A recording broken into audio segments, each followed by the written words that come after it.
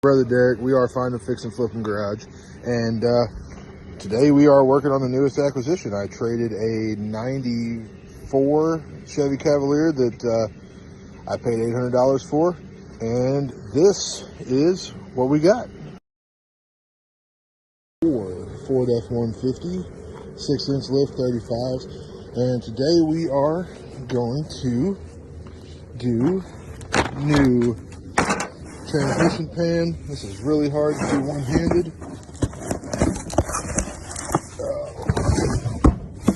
This one is a 70RW transmission. And we are doing a new Dorman new Dorman pan, part number 265-118. If you happen to have one, and we went ahead and upgraded. They go ahead and open everything beforehand. The thicker gasket, because I do not trust those paper thin gaskets, and that's part of why we're under here today. The transmission pan and filter on it, or transmission filter and gasket, because it had a leak in it. They use one of those cheap paper ones, and it does not work. So if you ever do this by yourself, I definitely do suggest doing the better gasket. Thoughts and philosophies on working on vehicles is this: I don't want to pay somebody to do something that's, 14 bolts and a little 5-minute search on the internet to try to figure out. And like I said, we grew up kind of a struggle family. It wasn't nothing crazy, but my brother and I, we've always just been the guys working on it. And my wife actually is the one who mentioned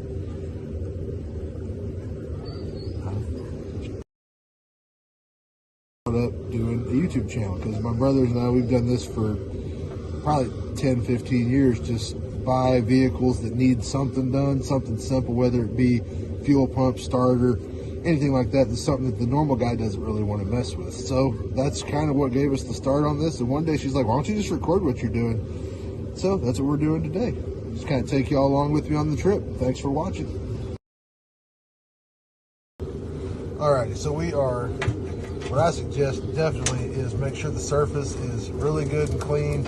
That's usually what causes most failures of a gasket, is just the mating surface not being very clean. And you definitely want to go through, get everything started, just finger tight, make sure that it goes through. And you definitely also want to make sure that whenever you're doing this, sorry about the dog, she is hyper, but anyway, you definitely want to make sure that you go through and snug everything down, go to torque specs. I'm not 100% off the top of my head what it is, but I will use the old Google machine and make sure that I am correct on my torque specs before I finish that. And when you see me again, I'll tell you what they are for sure.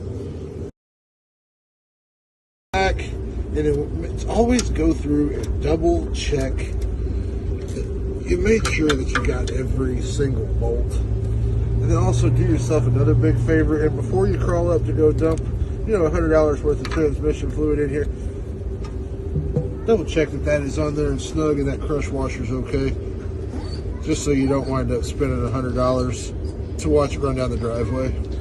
Yeah, and our torque wrench starts at 50 foot-pounds, so this is torqued to exactly a grunt and a half. It's factual statements. And not to mention, I noticed one other thing while we're under here, and that would be the fact that a fucking crackhead stole my damn catalytic converter. That's nice to find out. Always buy your shitbox vehicles from a crackhead.